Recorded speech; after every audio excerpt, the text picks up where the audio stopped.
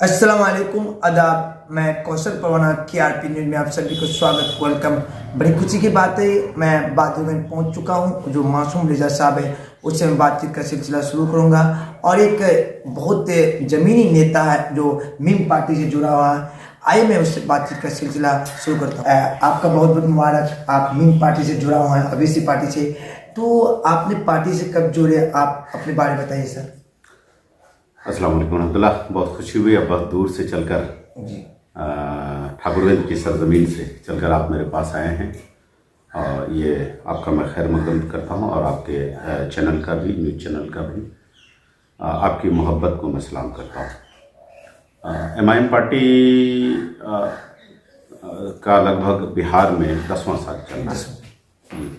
अल्हम्दुलिल्लाह सर फासिल हुआ, जब से पार्टी आई है तब से मैं हूँ। और बिहार सदर जनाब अख्तरुल ईमान साहब से हम लोग का ताल्लुक़ 2009 से है।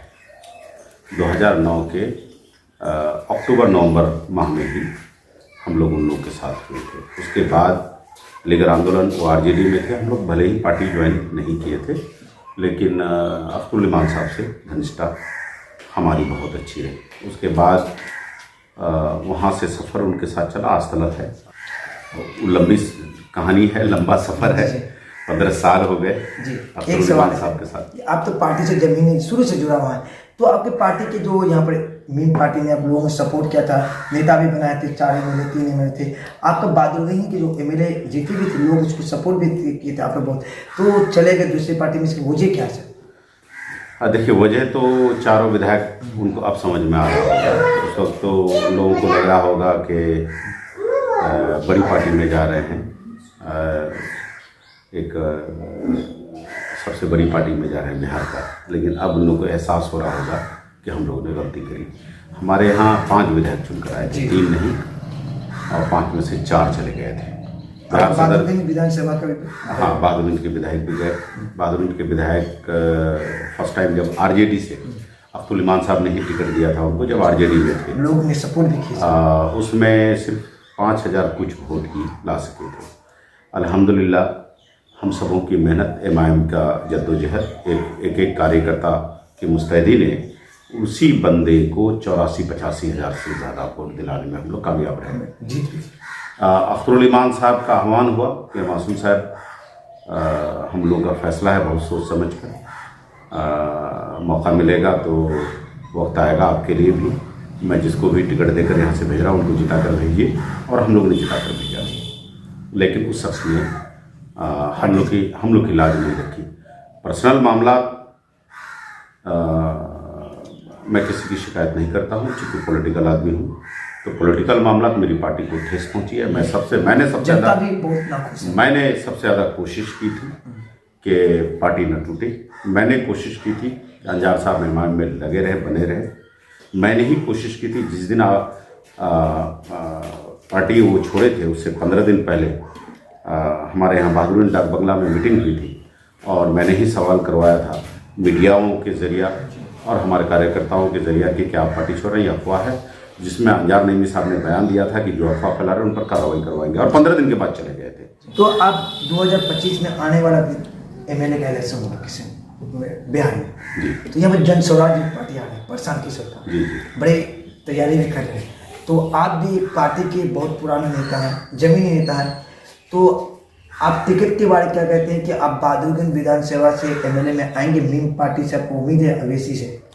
इंशाअल्लाह ताला मैं ज़मीनी कार्यकर्ता हूँ, सबसे पुराना हूँ। अब तक हमने रिजल्ट अच्छा दिया है, मेरी दावेदारी भी है और मैं हकदार भी हूँ जी। लोग जब आए, लोगों से मिले, तो हर लोगों का कहना था कि मीम पार्टी का मेन लीडर मासूम रिजा है, जमीन से जुड़ा हुआ है शुरू से, उसको तो पहले ही टिकट मिल जाना चाहिए, मगर इस बार 2025 का परवर दावेदार है। इसके लोगों से मोहब्बत क्या है? चलिए, खुशी हुई, कम से कम आपने सर्वे किया जी। अल्हम्दुलिल्लाह इस इलाके में जन जन और कन कन से आवाज आ जाएगी।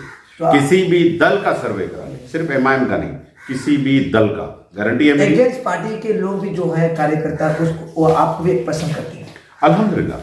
अल्हम्दुलिल्लाह मैंने काम किया है, मैंने खिदमत की है, मैंने लोगों के बीच जाकर उनकी आवाज़ मैंने बनी है। और उससे बड़ी बात मैं आपको कह दूं, कोई भी एक नेता बहादुरगंज में, हत्ता के विधायक अभी प्रेजेंट जो RJD के हैं, कार्यकर्ता को लेकर नहीं चलते हैं। मासूम रजा वाहिद है जो कार्यकर्ता को लेकर चलता है। उनके दुख सुख में 500 रुपया ही सही, लेकिन मासूम खड़ा हुआ है। उनके दुख सुख में अपनी आवाज को ही लेकर सही। आए टोटो वाला वो खुद कहते हैं मासूम रजा मेरे भाई की तरह है। वो टोटो वाला उसको नहीं मालूम है, बोले कि इस बार उसको बहुत वहाँ आप मेरा आपका घर तक मुझे पहुंचेगी, बहुत खुशी की बात है। वो टोटो वाला की बहुत दिल ये क्या अल्हम्दुलिल्लाह। अगर आप कहते हैं कि भाई मेरे पास पैसा नहीं, किसी दिन आजमा के देख लीजिएगा, तो कोई किसी भी टोटो वाले को अल्हम्दुलिल्लाह। तो आपको क्या उम्मीद है कि पार्टी अब इस बार टिकट लेंगे तो यहाँ पर एमएलए का इलेक्शन लड़ेंगे क्या 2025 में? मेरी पूरी तैयारी है, शाम दाम दंड भेद हर ताल्लुक से इंशाल्लाह। तो मेन पार्टी से मैं किसी भी कीमत पर हर ताल्लुक से हर मामला पर मजबूती के साथ मैदान में कूदा हूँ।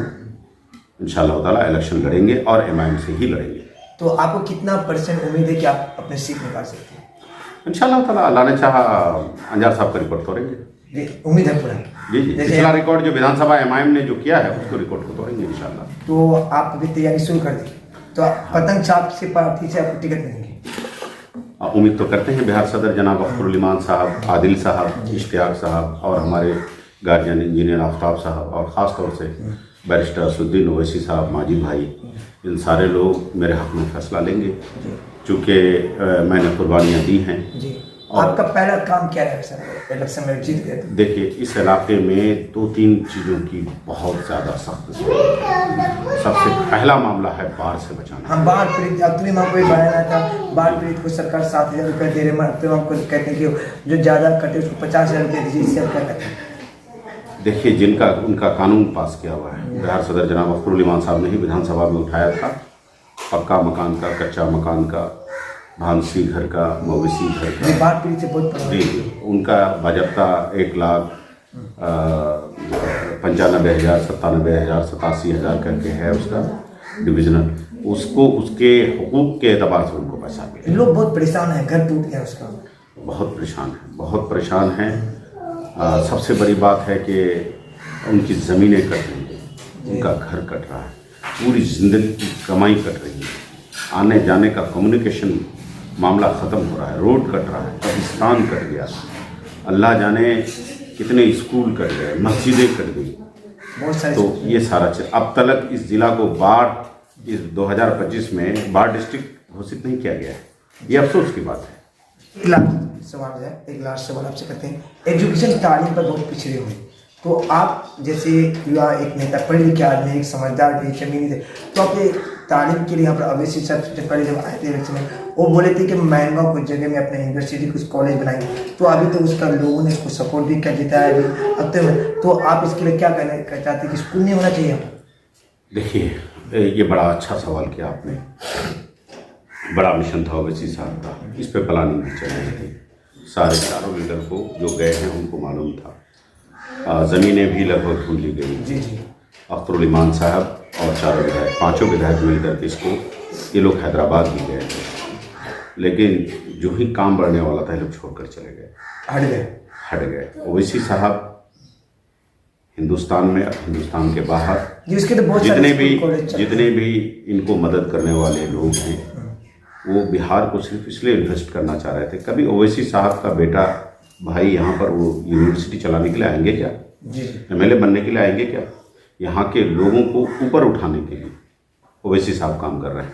कभी वो 1 रुपये का रिटर्न यहाँ से उम्मीद कर सकते हैं क्या? नहीं, बल्कि इस इलाके को मजबूती देने के लिए कि तुम्हारा बेटा एमएलए बने, तुम्हारा बेटा एमपी बने, तुम लोग यूनिवर्सिटी चलाओ, कॉलेज चलाओ, स्कूल चलाओ, हॉस्पिटल चलाओ, जितना जो कुछ करना है तुम लोग करो। इस मिशन को इन चारों ने फेल किया। लोगों का कहना था कि अभी भी स्कूल कॉलेज चल रहा नहीं, किशनगंज में उस पर मामला चल रहा है, उस पर मामला चला। जैसे मौलाना असरुल कासमी को आप जानते कितने अच्छे नेता हैं, तो उसने अपने घर में एक स्कूल बनाया था, स्कूल।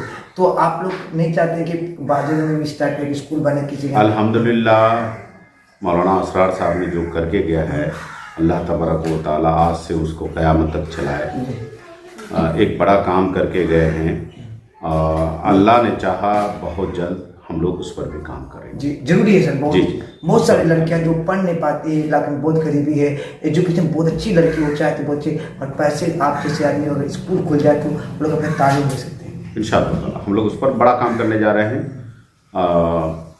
एतबार का मसला लोगों का, जो लोग इन्वेस्ट करना चाहते हैं बिहार के नाम पर, सीमांचल के नाम पर, किशनगंज के नाम पर, MIM के नाम पर, उनको तो एतबार। अभी भी बहुत सारे लोग, आप लोगों ने आंदोलन किए थे 2011-12 में, हम कुछ छोटे थे तो अलीगढ़ को लेकर के मुस्लिम अभी भी जमीन दिया हुआ है, तो आप लोग एक मूवमेंट नहीं चाह रहे थे कि एक आंदोलन हो या कुछ जो अलीगढ़ के लिए आवाज़ के लिए? भाईजान 2008 से 2009 से अक्टूबर नवंबर से 2011 तक लंबी लड़ाई हम लोग की रही। फिर 12 अक्टूबर 2011 को बड़ा धरना दिया। उस मूवमेंट का मुख्य 4-5 लोगों में एक मासूम नजर था। इतना जद्दोजहद के बाद नीतीश कुमार जी ने एक टुकड़ा में जमीन दिया। जी जी, चकला में एक बैनर लेकर के खड़े हो जाते हैं जावेद साहब। दोबारा इन लोगों को किसी को भी हिम्मत नहीं हुई कि फंड के लिए बड़ी लड़ाई लड़े। अलीगढ़ का मुद्दा, ये लोग सिर्फ जीतना चाहते हैं, पॉलिटिक्स करना चाहते हैं जी। इसको बड़ा हाईलाइट मामला करके फंड ला करके रिलीज कराना नहीं चाहते। जबकि जमीन दिया हुआ, घिरा हुआ, सब कुछ बना हुआ। अल्लाह ने चाहा, एक दर्द है, चूंकि लड़ाई लड़े हैं तो वो दर्द सीने में है। अल्लाह ने चाहा, अल्लाह ने कुर्सी दी तो एक बड़ी लंबी लड़ाई लड़ेंगे। अलीगढ़ के लिए पिछले दिनों तो सीमांचल में हम लोगों ने लड़ाई लड़ी थी, कुछ बंगाल का हिस्सा था। अल्लाह ने अगर इज्जत दी तो पूरे बिहार में इस आंदोलन को छेड़ देंगे अलीगढ़ के ताल्लुक से। अलीगढ़ होगा एनी हाउ, अल्लाह ने चाहा एनी हाउ, किसी भी कीमत पर, किसी भी सूरत पर। बच्चे को भी जरूरत है तालीम, एजुकेशन, अच्छी तालीम बहुत जरूरी। इसलिए बच्चे लोग परेशान है कि मेरे बच्चे अलीगढ़ बन जाते, यहाँ पर पढ़े, अच्छी परिवेश में पढ़ाई होती है, क्यों दूर जाए? तो जमीन भी दिया हुआ, सब कुछ दिया हुआ। मासूम रेजा साहब जो जनरल सेक्रेटरी हैं बिहार के, यूथ सेक्रेटरी जो मीम पार्टी के, बड़ी अच्छी सवाल जवाब। उसका मेन मुद्दा था कि अलीगढ़ तालीम, हॉस्पिटल और को लेकर आगे बढ़ना, रोजगार, बेरोजगार, सबसे बाढ़ पीड़ित जो लोग, बहुत बाढ़ से पीड़ित से लोग, उसका कहना था कि लोगों को मुआवजा मिलना चाहिए। और एक जमीनी नेता ने कहा कि पार्टी में उसको टिकट मिला, सबसे प्रबल दावेदार माने जाते हैं बहादुरगंज विधानसभा से, और उसको टिकट दिए तो लोगों से वादा करते हैं कि जीतने के बाद वो स्कूल जरूर कायम करेंगे, तालीम के बहुत जरूर, अलीगढ़ के लिए एक मुद्दा करेंगे। तो बहुत बहुत शुक्रिया, हमसे बात जो भी करेंगे माफ़ करेगा। इसी से मुझे एक शायरी याद है, बसर की औकात तो बसर को बुला देती है, आप उस माँ की बात तो सुने जो अपने बच्चे को हर रोज भूखा सुला देती है। बहुत बहुत शुक्रिया।